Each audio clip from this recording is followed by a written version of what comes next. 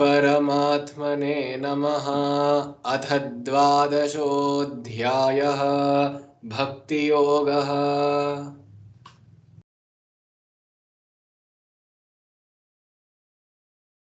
अर्जुन उवाच एवं सततयुक्ता ये भक्तास्त्वां पर्युपासते ये चाप्यक्षरमव्यक्तं तेषां के योगवित्तमाः। श्रीभगवानुवाच मय्यावेश्य मनो ये मां नित्ययुक्ता उपासते श्रद्धया परयोपेताः ते मे युक्ततमा मताः।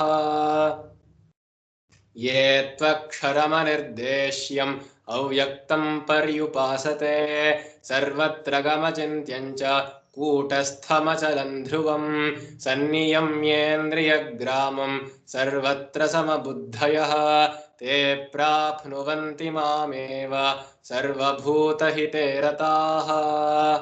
क्लेशोऽधिकतरस्तेषाम् अव्यक्तासक्तचेतसाम् अव्यक्ता हि गतिर्दुःखम् देहवद्भिरवाप्यते ये तु सर्वाणि कर्माणि मयि सन्न्यस्य मत्पराः अनन्येनैव योगेन मां ध्यायन्त उपासते तेषामहं समुद्धर्ता मृत्युसंसारसागरात् भवामि न चिरात् पार्थ मय्यावेशितचेतसां मय्येव मनः धत्स्व मयि बुद्धिं निवेशय निवसिष्यसि मय्येव अत ऊर्ध्वन्न संशयः।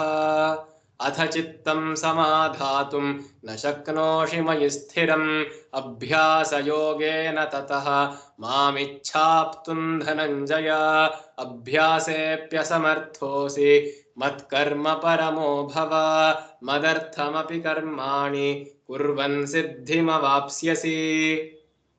अथैतदप्यशक्तोऽसि कर्तुं मद्योगमाश्रितः सर्वकर्मफलत्यागं ततः कुरु यतात्मवान् श्रेयो हि ज्ञानमभ्यासात् ज्ञानात् ध्यानो विशिष्यते ध्यानात् कर्मफलत्यागः त्यागात् शान्तिरनन्तरम्।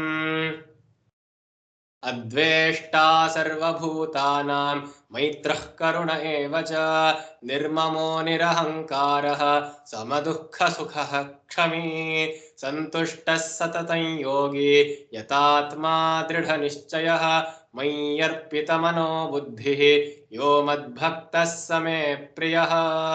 यस्मान्नो द्विजते लोकः लोकान्नो द्विजते च यः हर्षामर्षभयोद्वेगैः मुक्तो यः स च मे प्रियः।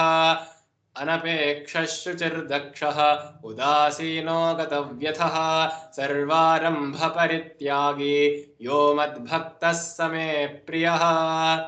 यो न हृष्यति न द्वेष्टि न शोचति न काङ्क्षति शुभाशुभपरित्यागी भक्तिमान् यः स मे प्रियः। समः शत्रौ च मित्रे च तथा मानापमानयोः शीतोष्णसुखदुःखेषु समः सङ्गविवर्जितः तुल्यनिन्दास्तुतिर्मौनी सन्तुष्टो येन केनचित् अनिकेतस्थिरमतिः भक्तिमान् मे प्रियो नरः। ये तु धर्म्यामृतमिदं यथोक्तं पर्युपासते श्रद्दधाना मत्परमाः भक्तास्तेऽतीव मे प्रियाः।